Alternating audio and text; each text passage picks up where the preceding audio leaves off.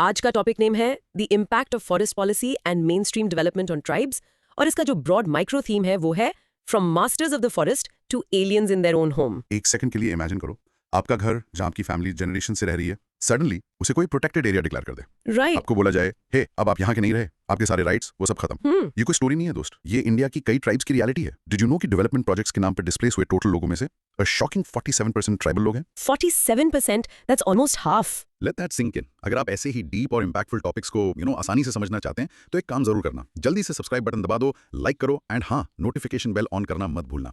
Channel को इससे काफी हेल्प मिलती है। एब्सोल्युटली। और आज हम इसी कॉम्प्लेक्स इशू की गहराइयों में उतरेंगे। हमारा मिशन बिल्कुल क्लियर है, to understand the impact of forest policy and development on tribes. हम 10 की क्वेश्चंस को एक एक करके अनपैक करेंगे। ओके। फर्स्ट, ब्रिटिश पीरियड से आज तक फॉरेस्ट पॉलिसीज का एवोल्यूशन। फिर ये पॉलिसीज ट्राइब्स के लिए ओप्रेसर कैसे बनी। राइट। उसके बाद हम 2006 के फॉरेस्ट राइट्स एक्ट को आराम से समझेंगे। नेक्स्ट, जॉइंट फॉरेस्ट मैनेजमेंट का कॉन्सेप्ट क्या है। उसके बाद शिफ्टिंग कल्टीवेशन पर अलग अलग views. Then the big one, globalisation का ट्राइब्स पर इम्पैक्ट, पॉजिटिव और नेगेटिव दोनों। ओके, ये तो इंपॉर्टेंट है। इंडस्ट्रियलाइजेशन और अर्बनाइजेशन ने क्या बदला, डेवलपमेंट प्रोजेक्ट्स का असली बोझ किसने झेला। हम रिहैबिलिटेशन एंड रीसेटलमेंट पॉलिसी को क्रिटिकली एग्जामिन करेंगे। एंड फाइनली ये देखेंगे कि लैंड एक्विजिशन एक्ट 2013 1894 के एक्ट से कितना बेहतर है।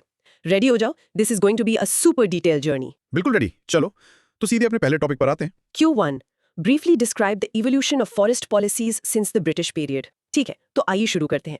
Evolution of forest policies, इसका मतलब क्या है? बेसिकली ये उन लॉज का सफर है जिन्होंने डिसाइड किया कि जंगलों पर किसका हक होगा, ट्राइबल्स का, गवर्नमेंट का, या किसी और का। एग्जैक्टली। एक रियल लाइफ एग्जाम्पल से सोचो। इमेजिन करो आपका एक बगीचा है जिसमें आप बचपन से खेलते आए हो, फल तोड़ते हो, हर पेड़ को जानते हो। राइट। फिर एक दिन कोई अजनबी आकर एक फेंस लगा देता है और साइन बोर्ड पर लिख देता है government property, no trespassing. Exactly यही हुआ, लेकिन एक मैसिव स्केल पर। That's a perfect analogy.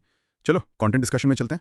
Introduction. हजारों सालों से फॉरेस्ट्स ट्राइबल्स की आइडेंटिटी का मतलब उनकी पहचान का बेस रहे हैं। वो उनका घर थे, उनके प्रोवाइडर थे, सेक्रेड थे। But then the British came और उनकी एक प्राइमरी नीड थी टिम्बर। उन्हें लकड़ी चाहिए थी अपने जहाजों के लिए और एक्सपैंड हो रहे रेलवे नेटवर्क के लिए।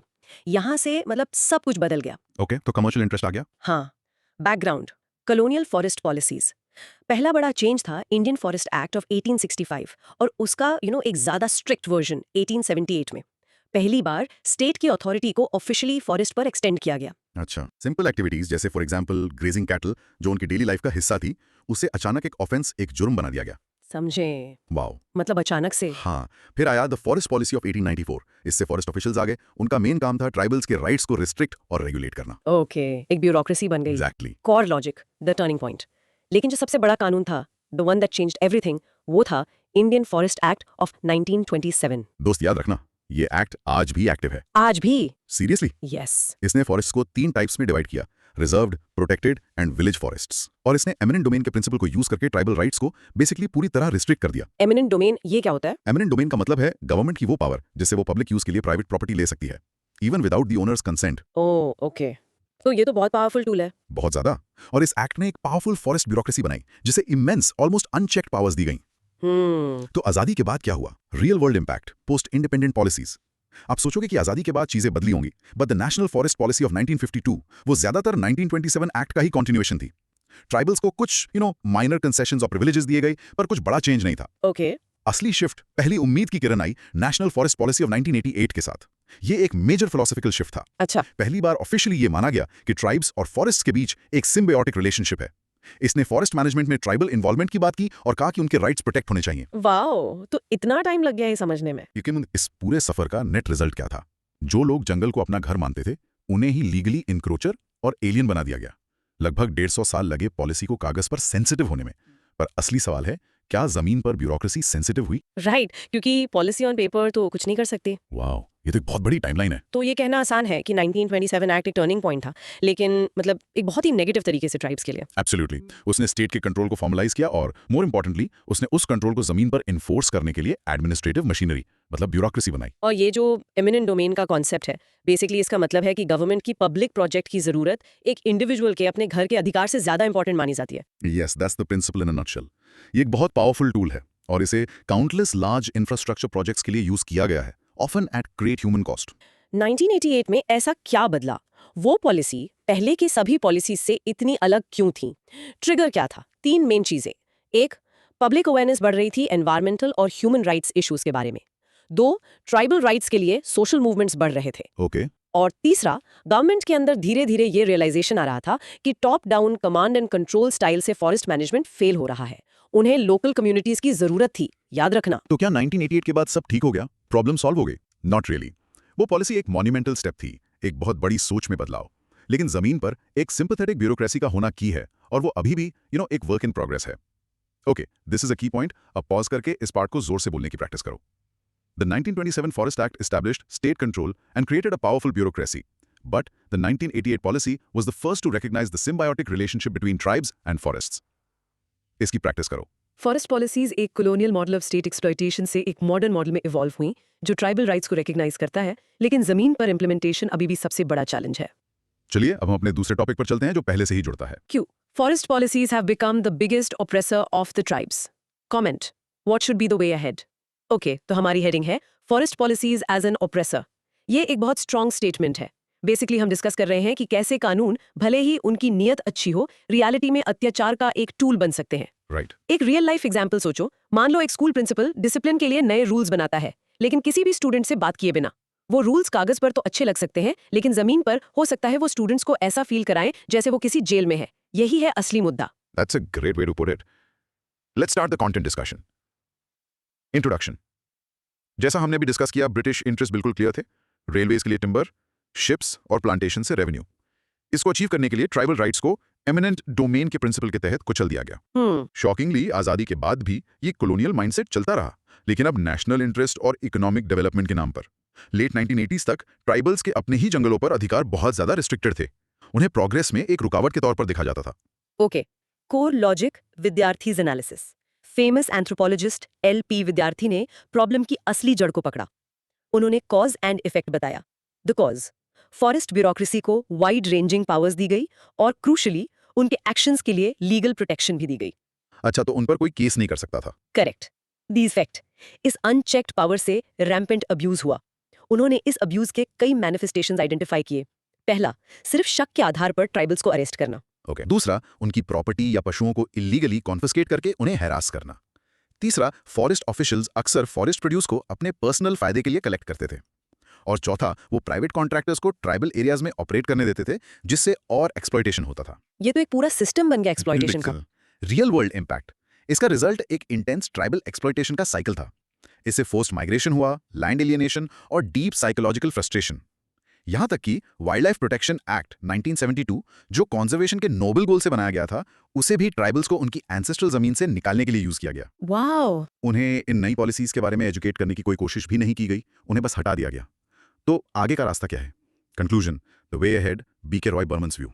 तो इसका सोल्यूशन क्या है? एक और एक्सपर्ट BK रॉय बर्मन ने क्लियर रोड मैप दिया। पहला, हमें एक नई ट्रायंगुलर पॉलिसी चाहिए। एक ट्रायंगल इमेजिन करो जिसके 3 कोने हैं, individual tribal, local tribal community और नेशनल इंटरेस्ट। तीनों को बैलेंस करना होगा। इंटरेस्टिंग। दूसरा, पेसा और फॉरेस्ट राइट्स एक्ट जैसे प्रोग्रेसिव लॉस का प्रॉपर इंप्लीमेंटेशन जरूरी है। तीसरा, सोशल फॉरेस्ट्री और जॉइंट फॉरेस्ट मैनेजमेंट प्रोग्राम्स को एक्सपैंड करना और स्टेट गवर्नमेंट्स को उनकी परफॉर्मेंस के लिए अकाउंटेबल बनाना। चौथा, सभी फॉरेस्ट बेस्ड इंडस्ट्रीज की केयरफुल स्क्रूटनी होनी चाहिए ताकि इकोलॉजिकल सस्टेनेबिलिटी इंश्योर हो। और सबसे इंपॉर्टेंट, पॉलिसी मेकिंग और इंप्लीमेंटेशन में ट्राइबल रिप्रेजेंटेटिव्स को इन्वॉल्व करना। ब्यूरोक्रेसी में एक एंथ्रोपोलॉजिकल अप्रोच और एम्पैथी लानी होगी। तो LP विद्यार्थी बेसिकली ये कह रहे हैं कि सिस्टम ही इस तरह से डिजाइन किया गया है कि वो ओप्रेसर्स बनाता है। प्रॉब्लम सिर्फ कुछ बुरे ऑफिशियल्स की नहीं, बल्कि पूरे पावर स्ट्रक्चर की है। एग्जैक्टली। अनचेक्ड पावर, स्पेशली जब वो मार्जिनलाइज्ड और वॉइसलेस कम्युनिटीज पर यूज की जाती है, तो ऑलमोस्ट हमेशा अब्यूज ही होता है। ये एक स्ट्रक्चरल प्रॉब्लम है, सिर्फ इंडिविजुअल नहीं। ये जो पॉइंट है वाइल्ड लाइफ कंजर्वेशन के नाम पर एविक्शन का, ये काफी आयरॉनिक नहीं है? ट्राइबल कम्युनिटीज को तो अक्सर सबसे बेहतरीन कंजर्वेशनिस्ट माना जाता है उनकी ट्रेडिशनल नॉलेज की वजह से। It is one of the biggest ironies in this entire debate. इस मॉडल को अक्सर फोर्ट्रेस कंजर्वेशन कहते हैं, जहां आप नेचर के चारों तरफ एक किला बनाने की कोशिश करते हो और इंसानों को बाहर रखते हो। राइट। ये ट्राइबल वर्ल्ड व्यू के बिल्कुल खिलाफ है, जो इंसान और नेचर को अलग नहीं बल्कि एक दूसरे से गहराई से जुड़ा हुआ देखता है। BK रॉय बर्मन का ट्रायंगुलर पॉलिसी का आइडिया बहुत फैसिनेटिंग है। इसका मतलब है कि ऐसी सिचुएशन से दूर जाना जहां नेशनल इंटरेस्ट हमेशा इंडिविजुअल और कम्युनिटी राइट से ऊपर होता है। Yes, precisely. ये एक टॉप डाउन डिक्टेटोरियल मॉडल से एक पार्टनरशिप मॉडल की तरफ जाना है, जहां सभी स्टेक होल्डर्स को टेबल पर जगह मिले और उनके इंटरेस्ट को निगोशिएट और बैलेंस किया जाए। समझे? ब्यूरोक्रेसी में एंथ्रोपोलॉजिकल अप्रोच लाने का प्रैक्टिकल मतलब क्या है? मतलब एक ऑफिशियल अलग क्या करेगा? इसका मतलब है ऑफिशियल्स को ट्रेन करना कि वो ट्राइबल कम्युनिटीज को सब्जेक्ट्स टू बी गवर्नड या प्रॉब्लम्स टू बी सॉल्व्ड ना समझें, बल्कि उन्हें ऐसी सोसाइटीज के रूप में देखें जिनकी अपनी rich culture, history, world view और नॉलेज सिस्टम्स हैं। इसका मतलब है एक्ट करने से पहले सुनना, एम्पैथी बेसिकली। अच्छा, समझ गई। तो प्रॉब्लम उतनी कानून में नहीं है जितनी उसके इम्प्लीमेंटेशन में है, और ये कि उसे इम्प्लीमेंट कौन कर रहा है। You've hit the nail on the head. नए कानून की नीयत अक्सर काफी बेहतर होती है, लेकिन ऑन ग्राउंड रियलिटी को फॉरेस्ट गार्ड, पटवारी, कलेक्टर शेप करते हैं। उनका माइंडसेट और उनकी अकाउंटेबिलिटी ही किसी पॉलिसी को बनाती या बिगाड़ती है। Got it. अब पॉज करके इसे प्रैक्टिस करो। The core problem identified by विद्यार्थी was the unchecked power of the forest bureaucracy, leading to a cycle of exploitation. चलो ट्राई इट। फॉरेस्ट गवर्नेंस का स्ट्रक्चर खुद ना कि सिर्फ कुछ लॉज ऑपरेशन का कारण बना, और आगे का रास्ता एक ज्यादा इंक्लूसिव, एम्पैथेटिक और अकाउंटेबल सिस्टम है जो पार्टनरशिप पर बेस्ड हो। ये हमें बिल्कुल परफेक्ट तरीके से अपने एक तीसरे टॉपिक पर ले जाता है, जो एक ऐसे कानून के बारे में है जिसने इस हिस्टोरिकल इनजस्टिस को ठीक करने की कोशिश की। Q3 discuss the salient features of the Forest Rights Act 2006. What is its implementation status? ठीक है, अब बात करते हैं the forest rights act FRA 2006 के बारे में। ये एक लैंडमार्क कानून है दोस्त। इसे स्पेसिफिकली उस चीज को अंडू करने के लिए बनाया गया था जिसे कानून खुद हिस्टोरिकल इनजस्टिस कहता है। राइट ये फॉरेस्ट ड्वेलिंग, स्केड्यूल्ड ट्राइब्स और अदर ट्रेडिशनल फॉरेस्ट ड्वेलर्स के राइट्स को रिकॉग्नाइज करता है। इसके लिए रियल लाइफ एग्जांपल बहुत पावरफुल है। ये बिल्कुल वैसा है जैसे किसी का घर उनसे छीन लिया गया हो और 100 साल बाद गवर्नमेंट आकर कहे हमारी गलती थी, ये लीजिए आपके घर के कागज, ये हमेशा से आपका ही था। That's exactly the spirit of the act. Yes. तो चलिए कंटेंट डिस्कशन में चलते हैं। इंट्रोडक्शन। FRA का मेन गोल उन लोगों को लीगल राइट्स देना है जो पीढ़ियों से जंगलों में रह रहे हैं और उन पर निर्भर हैं, लेकिन जिनके राइट्स कभी भी ऑफिशियल रिकॉर्ड में नहीं आए। Background, salient features, the 4 rights. ये एक्ट 4 मेन तरह के राइट्स को रिकॉग्नाइज करता है। Number 1, title rights. इससे उस जमीन पर ओनरशिप मिलती है जिस पर एक फैमिली खेती कर रही है, मैक्सिमम 4 हेक्टेयर्स तक। Okay. Number 2, use rights. इससे उन्हें माइनर फॉरेस्ट प्रोड्यूस जैसे महुआ, तेंदुपत्ता, शहद कलेक्ट करने का अधिकार मिलता है, और ग्रेजिंग एरियाज और वाटर बॉडीज पर भी। Number 3, relief and development rights. इसमें इलीगल इविक्शन होने पर रिहैबिलिटेशन का अधिकार शामिल है। और नंबर 4, फॉरेस्ट मैनेजमेंट राइट्स। ये बहुत बड़ी चीज है। इससे उन्हें अपने कम्युनिटी फॉरेस्ट रिसोर्सेज और वाइल्ड लाइफ को प्रोटेक्ट और मैनेज करने का अधिकार मिलता है। वाओ, ये तो काफी कॉम्प्रिहेंसिव है। बहुत। Core logic, the process. अब ये राइट्स क्लेम कैसे किए जाते हैं?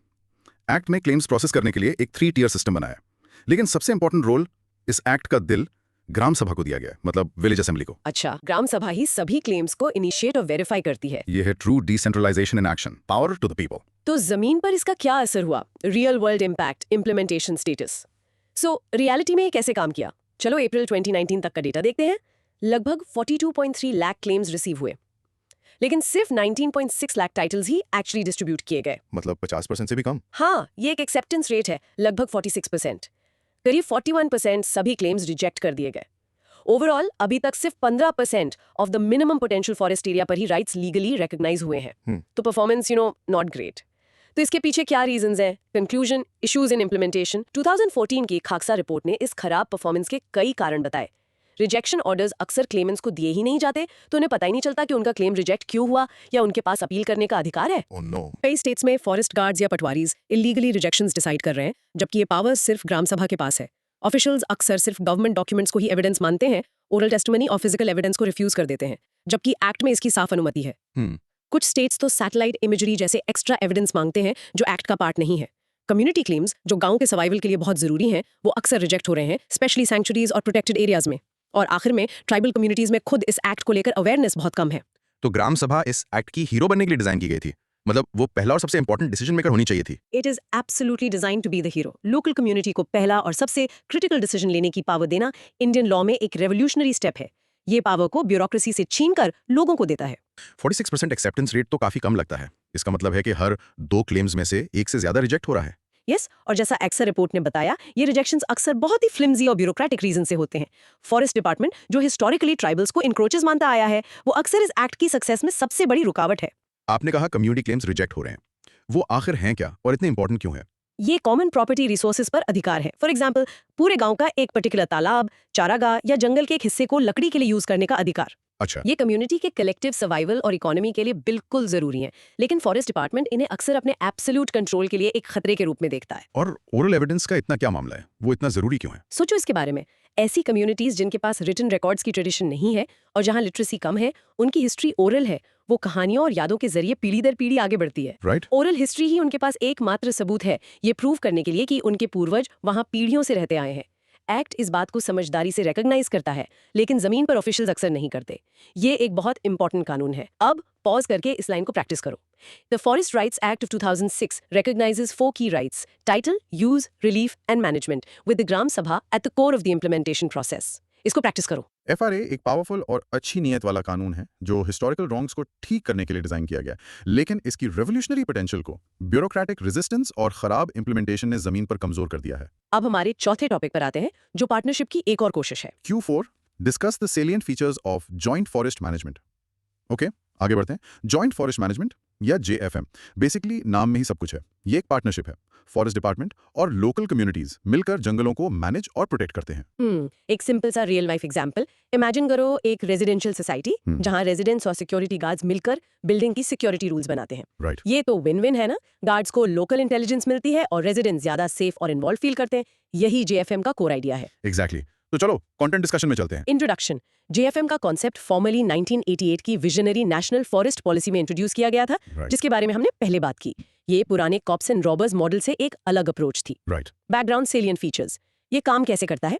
पहले एक जॉइंट फॉरेस्ट मैनेजमेंट कमेटी बनाई जाती है। इस कमेटी में फॉरेस्ट डिपार्टमेंट और लोकल कम्युनिटी दोनों के रिप्रेजेंटेटिव्स होते हैं और वो मिलकर कंजर्वेशन और मैनेजमेंट प्लान्स बनाते हैं। Okay, collaborative planning. हाँ। दूसरा, JFM ऐसी कंजर्वेशन टेक्निक्स को प्रमोट करता है जो लोकल्स के डेली लाइफस्टाइल में इनकॉर्पोरेट हो जाती हैं। फॉर इंस्टेंस, हिमालयाज के गद्दी और गुज्जर ट्राइब्स अपने पशुओं की कंट्रोल्ड और रोटेशनल ग्रेजिंग करते हैं, जिससे जंगली घास का फैलाव रुकता है और आग का खतरा कम होता है। ये तो एक सस्टेनेबल प्रैक्टिस है। बिल्कुल। Core logic, integrating knowledge.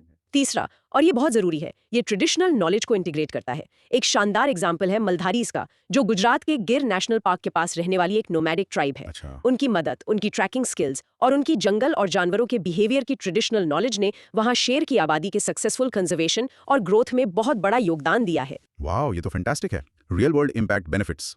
तो कम्युनिटीज को बदले में क्या मिलता है? उन्हें minor non timber forest produce जैसे फायरवुड, फॉडर और मेडिसिनल प्लांट्स यूज करने का फायदा मिलता है।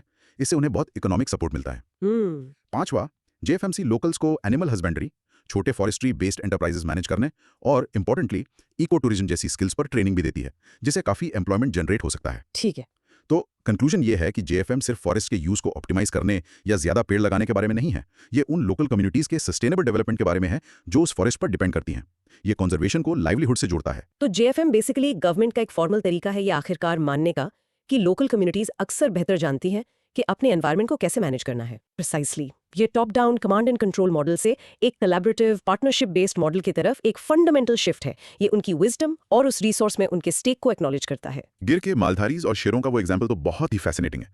ये उस आइडिया को पूरी तरह चैलेंज करता है कि इंसानी मौजूदगी हमेशा वाइल्ड लाइफ के लिए बुरी होती है। एब्सोल्युटली।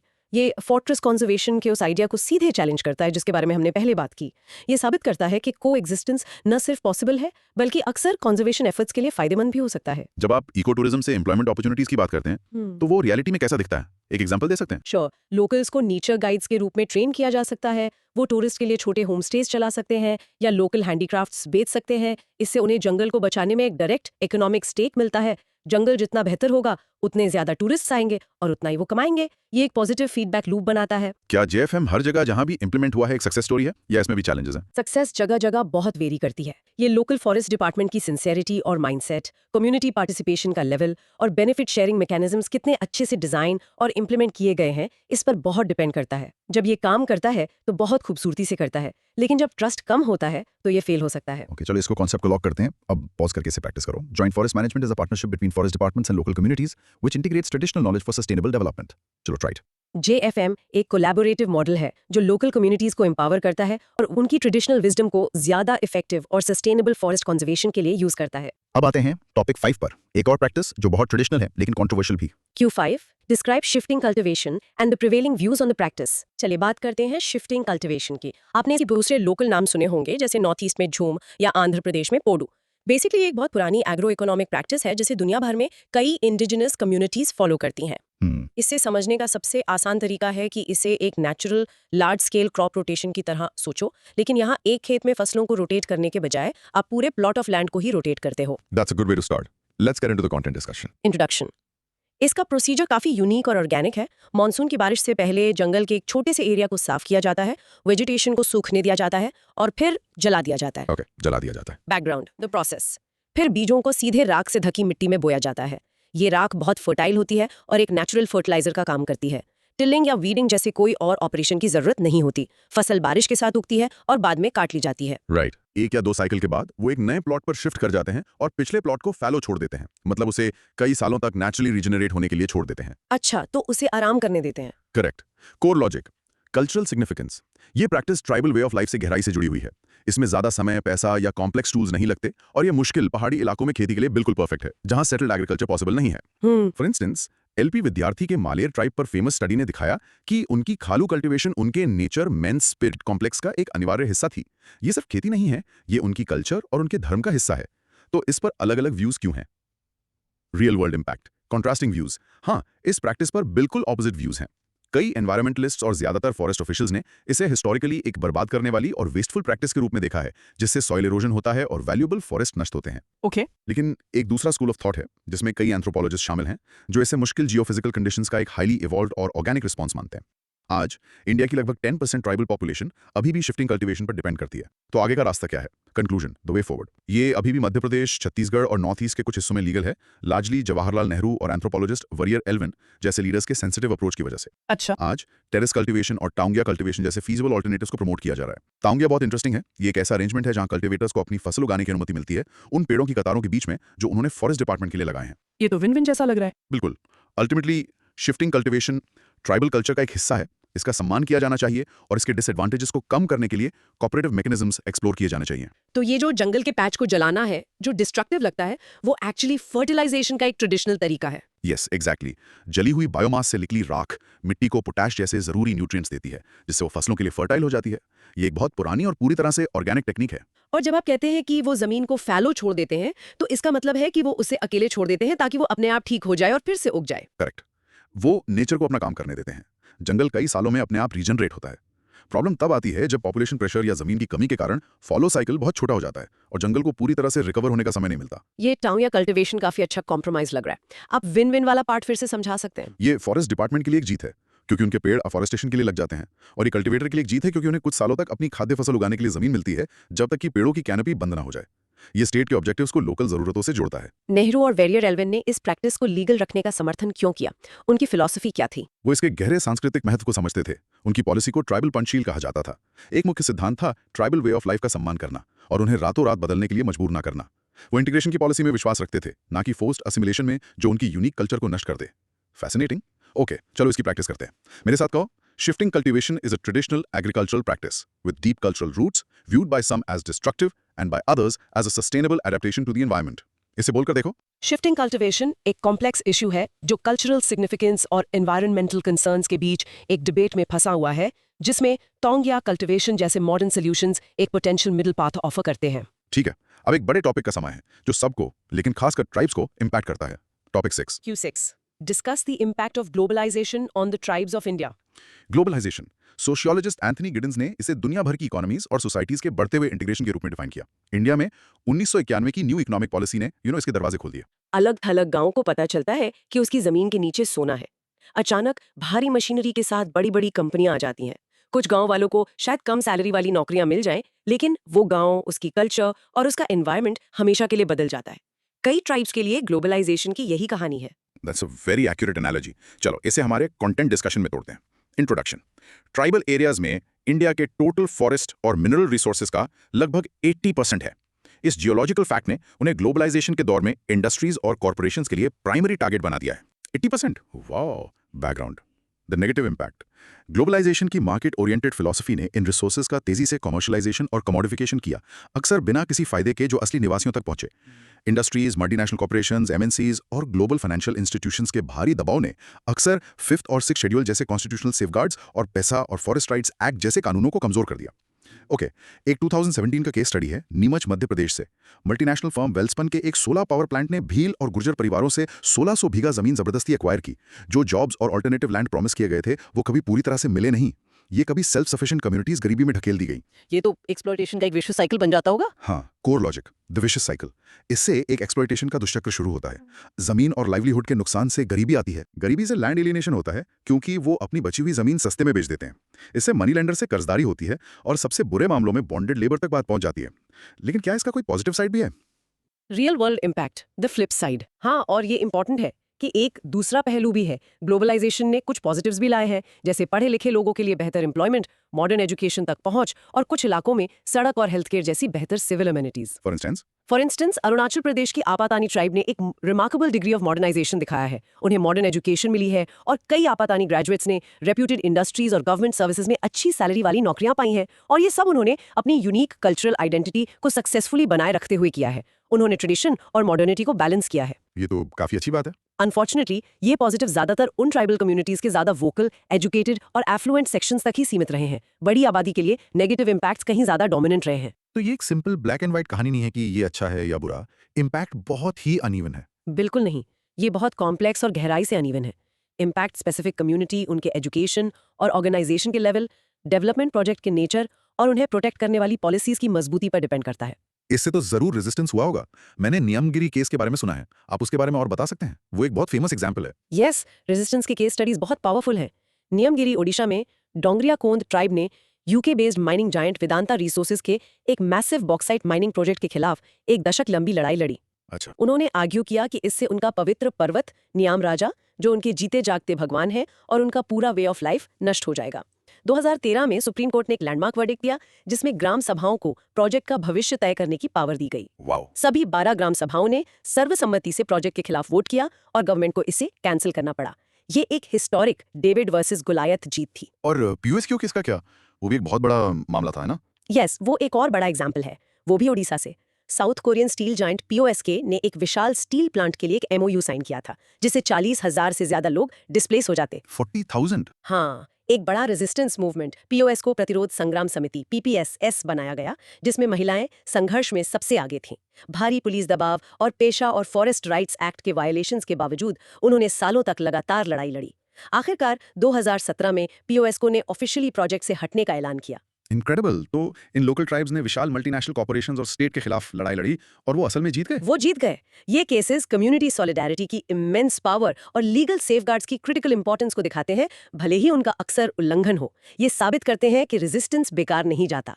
ओके, चलो प्रैक्टिस करते हैं। मेरे साथ कहो, globalization has had a dual impact on tribes, leading to both a vicious cycle of exploitation and new opportunities, sparking significant resistance movements like Niyamgiri and POSCO. चलो, इंडिया की ट्राइब्स के लिए ग्लोबलाइजेशन, कॉन्फ्लिक्ट और कॉन्ट्रास्ट की कहानी रही है, जिसमें डिस्प्लेसमेंट और डेवलपमेंट दोनों है। और ये साबित हुआ है कि ऑर्गेनाइज कम्युनिटी रेजिस्टेंस कॉर्पोरेट और स्टेट पावर को सक्सेसफुली चैलेंज कर सकती है। टॉपिक 7 ग्लोबलाइजेशन से ही जुड़ा हुआ है। चलिए उसे देखते हैं। Q7 discuss the impact of industrialization and urbanization on the tribes of India. Industrialisation और अर्बनाइजेशन। इंडिया ने इस पर 1950s में सेकेंड 5 ईयर प्लान के साथ जोर दिया, हेवी इंडस्ट्रीज पर फोकस करके। और ग्लोबलाइजेशन ने तो बस इसे स्टेरॉइड्स दे दिए। राइट। ट्राइब्स के लिए इसका मतलब था कि उनकी रिसोर्स रिच जमीन नए फैक्ट्रीज, माइंस और शहरों के लिए हॉटस्पॉट्स बन गई। इसकी रियल लाइफ एनालॉजी ये है जैसे आपका शांत रेजिडेंशियल नेबरहुड अचानक एक बिजी कमर्शियल हब बन जाए। हाँ, नई दुकानें हैं और शायद कुछ जॉब्स भी, लेकिन ज्यादा ट्रैफिक, शोर, पोल्यूशन और बहुत सारे अजनबी भी हैं। That's a very fitting analogy. यहाँ का कंटेंट डिस्कशन ग्लोबलाइजेशन के अंडर डिस्कस की गई बातों से मिलता जुलता होगा, लेकिन एक स्पेसिफिक फोकस के साथ। इंट्रोडक्शन। जैसा हमने एस्टैब्लिश किया है, ट्राइबल एरियाज में इंडिया के मिनरल और फॉरेस्ट रिसोर्सेज का लगभग 80% है। इस जियोलॉजिकल रियलिटी ने उनके होमलैंड्स में इंडस्ट्रीज का आक्रमण करवाया, जिससे इन इलाकों में अर्बन सेंटर्स जैसे माइनिंग टाउन्स और इंडस्ट्रियल सिटीज का विकास हुआ। Background, the negative cycle. एक मार्केट ओरिएंटेड फिलॉसफी ने कंट्रोल ले लिया, जिसने रिसोर्सेज को कमर्शलाइज किया, बिना ट्राइबल्स को कोई फायदा पहुंचाए और उनके लीगल सेफगार्ड्स को कमजोर कर दिया। हम वही नेगेटिव साइकिल देखते हैं। कुछ इंडिविजुअल फैक्टर्स हैं, जैसे आउटसाइडर्स और मनी लेंडर्स का उनके इलाकों में घुसना। कुछ कल्चरल फैक्टर्स हैं, जैसे उनके ट्रेडिशनल इंस्टीट्यूशंस ऑफ गवर्नेंस का पतन और पवित्र नेचर मैन स्पिरिट कॉम्प्लेक्स का डिसरप्शन। तो इसका अंजाम क्या होता है? Core logic, exploitation and outcomes. ये पूरा प्रोसेस एक्सप्लॉयटेशन की तरफ ले जाता है, जिसका परिणाम करीबी होता है, और फाइनल आउटकम्स बहुत विनाशकारी होते हैं। लैंड एलिनेशन, इंडेटेडनेस और बॉन्डेड लेबर। हमने मध्य प्रदेश में वेल्सपन सोलर प्लांट का टेक्स्ट बुक एग्जाम्पल पहले ही देखा है, जहां फोर्स्ड लैंड एक्विजिशन और टूटे हुए वादे इस प्रोसेस का एक साफ नतीजा है। लेकिन फिर से, क्या कोई पॉजिटिव साइड भी है? Real world impact, the flip side. हाँ, बिल्कुल। इंडस्ट्रियलाइजेशन ने कुछ पॉजिटिव्स भी लाए हैं। यहाँ क्लासिक केस स्टडी है जमशेदपुर और संथाल ट्राइब का। जमशेदपुर में इंडस्ट्रीज जो टाटा ने शुरू की, उन्होंने पढ़े लिखे और अनपढ़ संथाल दोनों को एम्प्लॉयमेंट दिया। उन्हें उनकी ट्रेडिशनल एग्रेरियन इकोनॉमी के बाहर सोशल मोबिलिटी का एक नया रास्ता दिखाया। कंक्लूजन, अ सरप्राइजिंग आउटकम। हाँ, फैसिनेटिंग बात यह है कि संथाल्स के लिए वर्कप्लेस ने उन्हें अपने ट्रेडिशनल लिंकेजेस को मजबूत करने और अपनी कम्युनिटी आइडेंटिटी को और पक्का करने का एक अवसर प्रदान किया, एक मॉडर्न इंडस्ट्रियल सेटिंग में भी। उन्होंने शहर के अंदर अपने सोशल नेटवर्क्स और कल्चरल ग्रुप्स बनाए। वाओ। तो जबकि बहुत सारे नेगेटिव्स हैं, पॉजिटिव्स भले ही वो अक्सर ज्यादा एफ्लुएंट लोगों तक सीमित रहे, वो एग्जिस्ट करते हैं। जैसा कि expert doctor B D Sharma ने कहा, इंडिया को अपने डेवलपमेंट के विजन को रीडिफाइन करना होगा ताकि वो ट्राइबल लोगों के एक डिग्निफाइड लाइफ के अधिकार को फैसिलिटेट करे, ना कि डिनाई। वो जमशेदपुर वाला एग्जाम्पल बहुत इंटरेस्टिंग है। तो उस केस में इंडस्ट्रियलाइजेशन ने उनकी कल्चर को ऑटोमेटिकली नष्ट नहीं किया, उन्होंने अडेप्ट करने का एक तरीका ढूंढ लिया। उस स्पेसिफिक केस में ऐसा लगता है कि वो अडेप्ट कर पाए और नए अर्बन इंडस्ट्रियल एनवायरनमेंट को अपनी एथनिक आइडेंटिटी को रीइंफोर्स करने के लिए भी इस्तेमाल किया। ये दिखाता है कि आउटकम पहले से तय नहीं होता है, ये कम्युनिटी की अपनी रेजिलियंस और इंडस्ट्रियल प्रोजेक्ट के स्पेसिफिक कॉन्टेक्स्ट पर डिपेंड करता है। आपने disruption of the nature man spirit complex का फिर से जिक्र किया, आप उस कॉन्सेप्ट को एक बार और सिंपल शब्दों में समझा सकते हैं? ऑफ कोर्स, ये ट्राइबल वर्ल्ड व्यू का कोर है। इसका मतलब है कि नेचर, इंसान और स्पिरिचुअल दुनिया अलग अलग चीजें नहीं है, वो सभी जीवन के एक जाल में जुड़े हुए हैं। ओके। एक पहाड़ सिर्फ एक पत्थर नहीं है, वो एक देवता है। एक जंगल सिर्फ पेड़ नहीं है, वो एक प्रोवाइडर है, एक माँ है। जब आप उस पहाड़ पर एक माइन बनाते हैं तो आप सिर्फ मिनरल्स नहीं खोद रहे हैं, आप एक देवता का अपमान कर रहे हैं और उस पवित्र बंधन को तोड़ रहे हैं जो हजारों सालों से अस्तित्व में है। वो है डिसरप्शन। और बस चीजों को जोड़ने के लिए मध्य प्रदेश में वेल्सपुन का केस जो हमने पहले डिस्कस किया, वो भी इंडस्ट्रियलाइजेशन के नेगेटिव इंपैक्ट्स के अंडर बिल्कुल फिट बैठता है ना? एब्सोल्युटली। एक large scale solar power plant एक मॉडर्न इंडस्ट्रियल प्रोजेक्ट है। वहां फोर्स्ड लैंड एक्विजिशन और टूटे हुए वादे उन नेगेटिव इंपैक्ट्स का एक टेक्स्ट बुक एग्जाम्पल है जिनकी हम चर्चा कर रहे हैं। तो की टेक अवे ये है कि इंडस्ट्रियलाइजेशन बड़े खतरा और कुछ अवसर दोनों लाता है, और हमें उन खतरों को मैनेज करने के लिए बेहतर पॉलिसीज और एक ज्यादा एम्पैथेटिक अप्रोच की जरूरत है। एग्जैक्टली। और सिर्फ कागज पर बेहतर पॉलिसीज नहीं, बल्कि एक एंथ्रोपोलॉजिकल अप्रोच, जैसा डॉक्टर शर्मा कहते हैं। एक अप्रोच जो एम्पैथी, रिस्पेक्ट और ट्राइबल वे ऑफ लाइफ की असली समझ पर आधारित हो, ना कि सिर्फ इकोनॉमिक कैलकुलेशंस पर। प्रैक्टिस का टाइम। चलो इसे साथ में कहते हैं। Industrialization in tribal areas created a negative cycle of exploitation but also provided positive opportunities for social mobility, like with the Santhals in Jamshedpur. इसकी प्रैक्टिस करो। ट्राइब्स के लिए इंडस्ट्रियलाइजेशन की कहानी प्रोग्रेस और पॉवर्टी का एक पैराडॉक्स है, जहां तथाकथित इकोनॉमिक डेवलपमेंट अक्सर एक बड़ी सोशल और कल्चरल कीमत पर आता है। ये हमें टॉपिक 8 पर ले जाता है, जहां हम इस डेवलपमेंट की ओवरऑल कीमत पर नजर डालेंगे। ठीक है। The tribes of India have had to bear the brunt of the negative side of mainstream developmental projects. Comment. Mainstream developmental projects, dams, mines, industrial plants, highways, हम इन्हें अक्सर एक देश की तरक्की के प्रतीक के रूप में देखते हैं। लेकिन सवाल यह है, किसकी तरक्की और किस कीमत पर? राइट। रिसर्च बताती है कि इंडिया के लगभग 25% ट्राइबल लोग अपनी जिंदगी में कम से कम एक बार डिस्प्लेस हुए हैं। और ये शॉकिंग स्टैटिस्टिक सुनो, इन प्रोजेक्ट से डिस्प्लेस हुए सभी लोगों में से 47% ट्राइबल है। थोड़ा सोच लो, वो टोटल पॉपुलेशन का एक छोटा सा हिस्सा है, लेकिन डिस्प्लेसमेंट का लगभग आधा बोझ उठाते हैं। द स्टैटिस्टिक्स आर स्टैगरिंग, और वो एक गहरी सिस्टमैटिक अन्याय की तरफ इशारा करते हैं। चलो इसके मल्टीफैसेटेड इंपैक्ट्स को हमारे कंटेंट डिस्कशन में तोड़ते हैं। इंट्रोडक्शन। पहला और सबसे स्पष्ट इंपैक्ट है लैंड एलियनेशन, इनवॉलंटरी डिस्प्लेसमेंट और forced migration. Sardar Sarovar dam project एक मैसिव केस स्टडी है। इसने 200 से ज्यादा गांवों में 37,000 हेक्टेयर से ज्यादा फॉरेस्ट लैंड को डुबो दिया। वाओ। Background case study. सिर्फ गुजरात और महाराष्ट्र में 25,000 से ज्यादा प्रभावित लोगों में से 90% से ज्यादा भिल और तड़ावी ट्राइब्स के थे। उनमें से कई को कभी वो ऑल्टरनेटिव जमीन या जॉब्स नहीं मिले जिनका उनसे वादा किया गया था। दूसरा है इंडेक्टेडनेस। अपनी जमीन और लाइवलीहुड का प्राइमरी सोर्स खोने से वो मनी लेंडर्स पर निर्भर हो जाते हैं, जो उन्हें पुराने कर्ज के चक्कर में फंसा देता है। और आइडेंटिटी का क्या? Core logic, loss of identity and gender impact. तीसरा है लॉस ऑफ आइडेंटिटी। अपने नए रीसेटलमेंट स्थानों पर उन्हें अक्सर अपनी नई जमीन के लिए ऑफिशियल टाइटल डीड्स नहीं दिए जाते। इससे उन्हें एसटी सर्टिफिकेट मिलना मुश्किल हो जाता है, जिसका मतलब है कि वो एजुकेशन और जॉब्स में रिजर्वेशन जैसे गवर्नमेंट बेनिफिट से वंचित हो जाते हैं। अच्छा। चौथा है महिलाओं के स्टेटस का नुकसान। अपनी ट्रेडिशनल इकोनॉमी में महिलाओं का एक महत्वपूर्ण रोल था। डिस्प्लेसमेंट के बाद उन्हें डेली वेज वर्क ढूंढने के लिए मजबूर होना पड़ता है और वो एक्सप्लॉयटेशन के प्रति बहुत वल्नरेबल हो जाती हैं।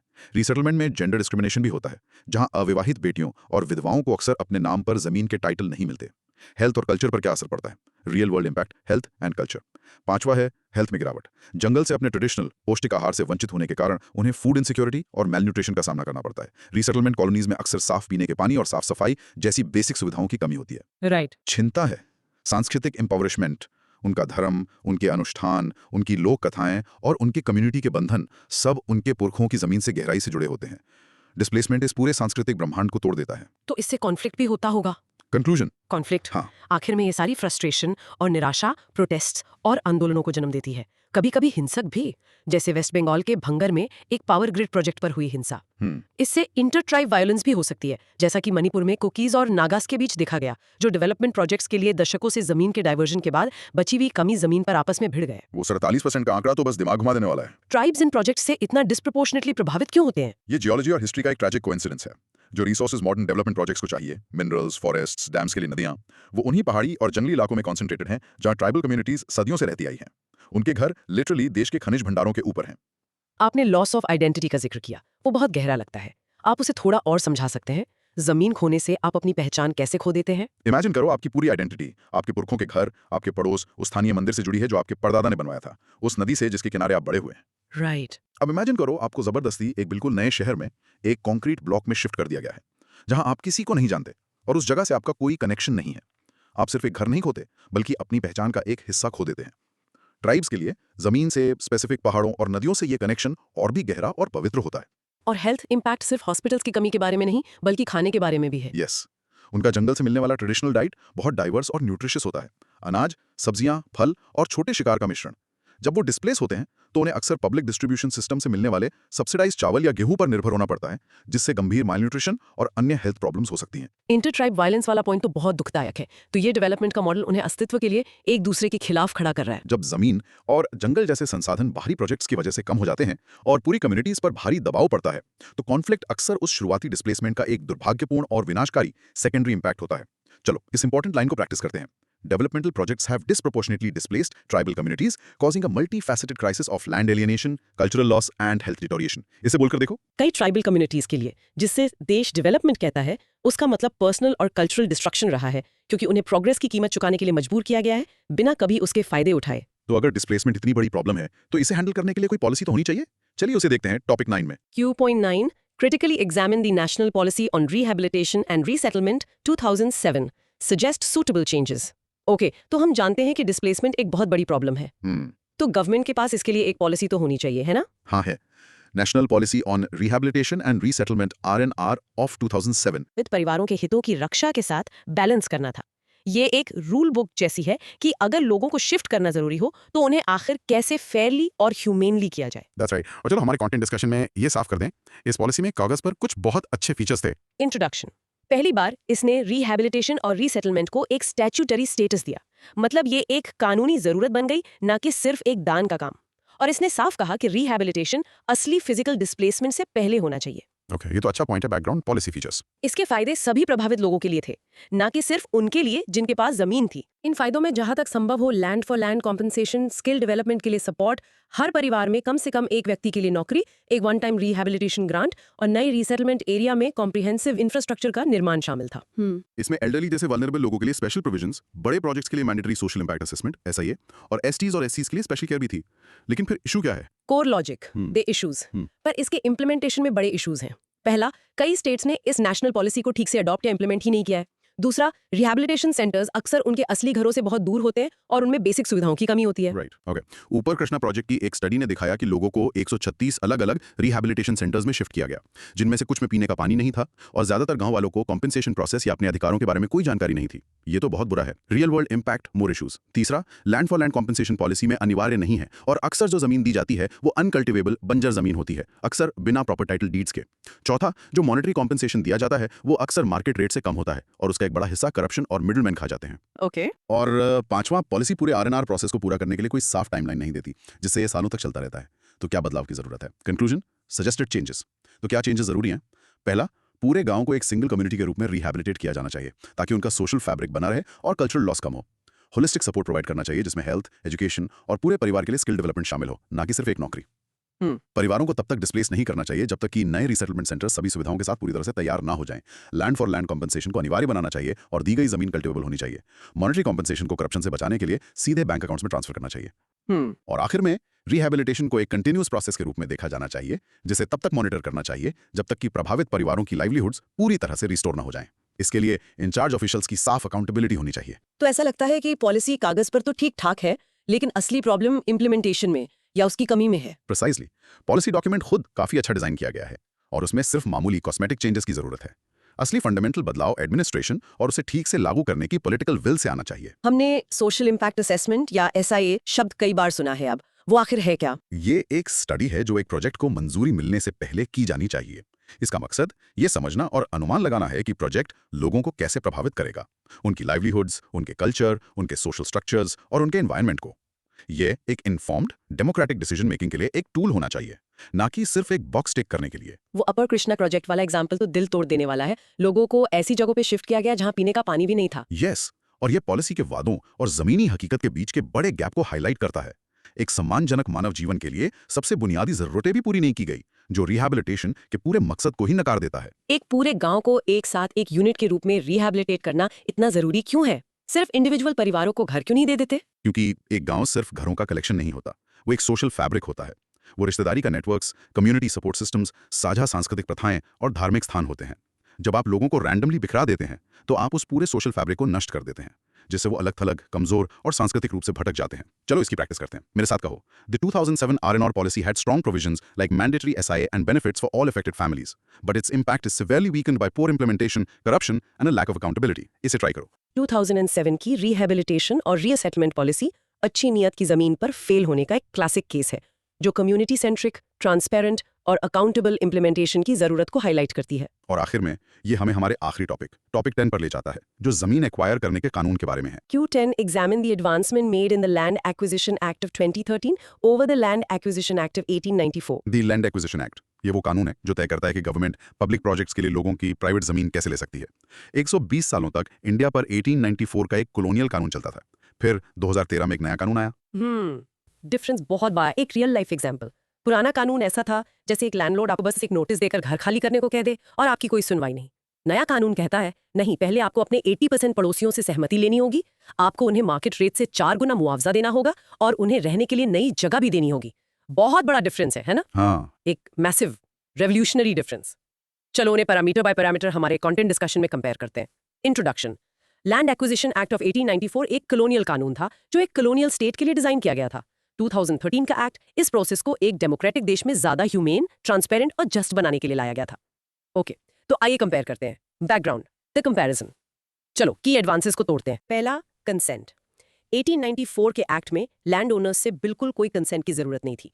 2013 का एक्ट प्राइवेट प्रोजेक्ट्स के लिए 80% प्रभावित परिवारों से और पब्लिक प्राइवेट पार्टनरशिप्स PPPs के लिए 70% कंसेंट मांगता है।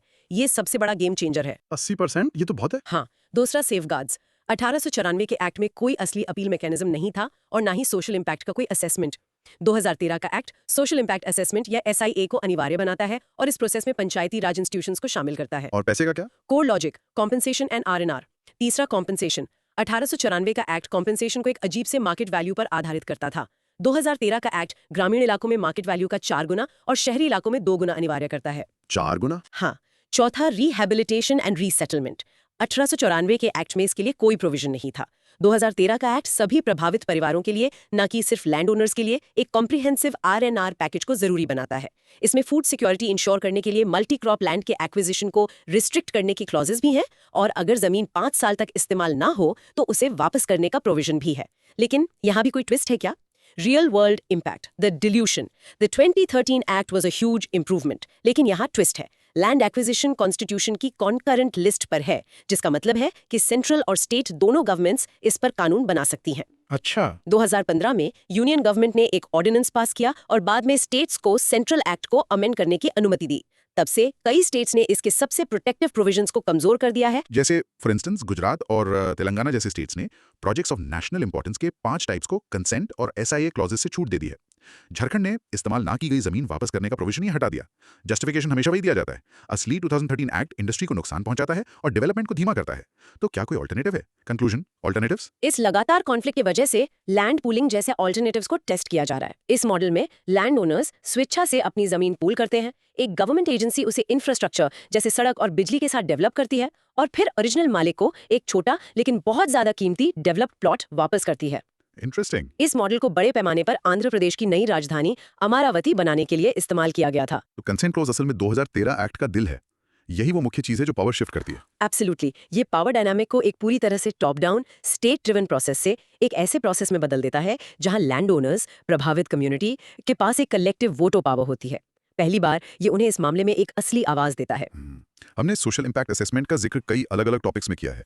क्या आप इसे एक आखिरी बार डिफाइन कर सकते हैं ताकि ये बिल्कुल साफ हो जाए? श्योर। ये इंडिपेंडेंट एक्सपर्ट्स द्वारा की गई एक साइंटिफिक स्टडी है जो ये आकलन करने के लिए होती है कि एक प्रस्तावित प्रोजेक्ट लोगों, उनकी कल्चर, उनकी लाइवलीहुड और एनवायरनमेंट पर कैसे असर डालेगा प्रोजेक्ट को हरी झंडी मिलने से पहले। ये एक प्रोएक्टिव प्रिवेंटिव उपाय है। ये स्टेट गवर्नमेंट्स का एक्ट को कमजोर करना ये तो 2013 के कानून की आत्मा के खिलाफ नहीं है। It absolutely is. ये एक क्लासिक कॉन्फ्लिक्ट है जो हम पब्लिक पॉलिसी में देखते हैं। तेजी से इकोनॉमिक डेवलपमेंट की होड़ वर्सेस इंडिविजुअल और कम्युनिटी राइट्स की सुरक्षा। स्टेट्स आर्ग्यू करते हैं कि सेंट्रल लॉ बिजनेस और इन्वेस्टमेंट अट्रैक्ट करने के लिए बहुत ज्यादा रिस्ट्रिक्टिव है। ये लैंड पूलिंग का आइडिया थ्योरी में तो अच्छा लगता है, क्या ये फर्स्ट एक्विजिशन से बेहतर ऑल्टरनेटिव है? हो सकता है, क्योंकि असली मालिक डेवलपमेंट प्रोसेस में पार्टनर्स बन जाते हैं और जमीन की बढ़ती कीमत से फायदा उठा सकते हैं। लेकिन ये एक बहुत कॉम्प्लेक्स प्रोसेस है और इसके लिए गवर्नमेंट और लोगों के बीच बहुत ज्यादा विश्वास की जरूरत होती है, जो अक्सर कम होती है। ओके, चलो इस एक्ट के कोर को प्रैक्टिस करते हैं। इसे कहो, the 2013 Land Acquisition Act introduced 3 revolutionary concepts: prior consent, social impact assessment, and fair compensation with resettlement. इसे बोलकर देखो। 2013 का एक्ट लैंड ओनर्स के अधिकारों की रक्षा में एक मैसिव डेमोक्रेटिक लीप फॉरवर्ड था, लेकिन इसके सबसे पावरफुल प्रोविजंस को अब स्टेट गवर्नमेंट्स द्वारा डेवलपमेंट और ईज ऑफ डूइंग बिजनेस के नाम पर सिस्टमैटिकली कमजोर किया जा रहा है। ये तो एक अनोखा सफर था। हम सच में बहुत गहराई में गए। आज हमने समझा the impact of forest policy and mainstream development on tribes. बिल्कुल। चलो एक क्विक बुलेट समरी करते हैं ताकि सब कुछ एक साथ जुड़ जाए। हमने कॉलोनियल एरा से शुरू किया, जहां फॉरेस्ट पॉलिसीज एक्सप्लॉयटेशन के लिए डिजाइन की गई थीं। 1927 एक्ट जैसे कानूनों का इस्तेमाल करके ट्राइब्स को अपने ही घरों में अजनबी बना दिया गया। राइट। हमने देखा कि ये आजादी के बाद भी जारी रहा, जहां फॉरेस्ट ब्यूरोक्रेसी अपनी अनचेक्ड पावर के कारण अक्सर एक ओप्रेसर बन गई, जैसा कि एलपी विद्यार्थी ने समझाया। फिर उम्मीद की किरण आई। फॉरेस्ट राइट्स एक्ट ऑफ 2006 न्याय दिलाने के लिए डिजाइन किया गया एक शक्तिशाली टूल, लेकिन दुख की बात है कि जमीन पर खराब इंप्लीमेंटेशन से ग्रसित हैं। ट्रू, हमने जॉइंट फॉरेस्ट मैनेजमेंट जैसे पार्टनरशिप कॉन्सेप्ट्स और शिफ्टिंग कल्टीवेशन की ट्रेडिशनल प्रैक्टिस के आसपास के कॉम्प्लेक्स डिबेट को छुआ। यस।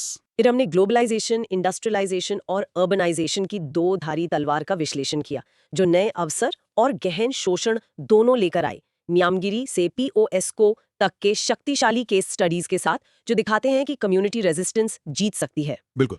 आखिर में हमने पुराने कॉलोनियल लैंड एक्विजिशन एक्ट को नए 2013 एक्ट से कंपेयर किया, देखा कि कैसे इसने कंसेंट और एसआईए जैसे महत्वपूर्ण सुरक्षा उपाय लाए, सिर्फ ये देखने के लिए कि उन सुरक्षा उपायों को स्टेट गवर्नमेंट्स द्वारा कमजोर कर दिया जाए। Excellent summary. अब इस नॉलेज को असल में अपना बनाने के लिए रुककर इन 6 कंटेंट प्रोब्स के जवाब खुद देने की कोशिश करो। Excellent summary. अब इस नॉलेज को असल में अपना बनाने के लिए रुककर इन 6 कंटेंट प्रोब्स के जवाब खुद देने की कोशिश करो। 1. 1894 की फॉरेस्ट पॉलिसी और 1988 की पॉलिसी के बीच सबसे बड़ा फिलोसॉफिकल डिफरेंस क्या था? 2. अपने शब्दों में बीके रॉय बर्मन द्वारा सुझाई गई ट्रायंगुलर फॉरेस्ट पॉलिसी को समझाओ। इसके 3 कोने क्या हैं? राइट। 3. ग्राम सभा फॉरेस्ट राइट्स एक्ट 2006 की सफलता के लिए इतनी महत्वपूर्ण क्यों है? इसके पास कौन सी यूनिक पावर है? ओके। 4. अपतानी और नियमगिरी के लोगों के एग्जाम्पल्स का इस्तेमाल करके ग्लोबलाइजेशन का एक ट्राइबल कम्युनिटी पर एक साफ पॉजिटिव और एक साफ नेगेटिव इंपैक्ट समझाओ। Good one. 5. अपर कृष्णा प्रोजेक्ट के एग्जाम्पल के आधार पर 2007 आरएनआर पॉलिसी के तहत पेश किए गए रिहेबिलिटेशन पैकेज के साथ मुख्य समस्या क्या है? और 6. अगर आपको 2013 लैंड एक्विजिशन एक्ट को एक दोस्त को 30 सेकंड में समझाना हो, तो आप कौन से 3 रेवोल्यूशनरी बदलाव हाईलाइट करोगे? और यहाँ आपके लिए एक सिंपल चैलेंज है। आज हमने जिन 2 रेजिस्टेंस केस स्टडीज पर चर्चा की, उनमें से एक चुनो, नियमगिरी या पीओएस को। उस आंदोलन के एक ट्राइबल एक्टिविस्ट के नजरिए से 1 मिनट की स्पीच तैयार करो, ये समझाते हुए कि आप प्रोजेक्ट का विरोध क्यों कर रहे हैं। इसे जोर से बोलकर पेश करने की प्रैक्टिस करो। इससे आपको इस कहानी के इंसानी पहलू को असल में समझने में बहुत मदद मिलेगी। इस अनोखे डिटेल सेशन के लिए हमारे पास बस इतना ही समय था। हम उम्मीद करते हैं कि हमने आपको सोचने के लिए बहुत कुछ दिया है। अगर इस चर्चा ने आपकी क्यूरियोसिटी को जगाया है और आपको और जानने के लिए प्रेरित किया है, तो प्लीज अभी सब्सक्राइब बटन दबाओ। आज की चर्चा से आपका सबसे बड़ा टेकअवे क्या था, उस पर एक कमेंट छोड़ दो और इसे किसी ऐसे व्यक्ति के साथ शेयर करो जिसे इन मुद्दों को समझने की जरूरत है। हम मिलेंगे अगले सेशन में एक और गहरी खोज के साथ। तब तक सवाल करते रहो, सीखते रहो। जानकारी ही ताकत है।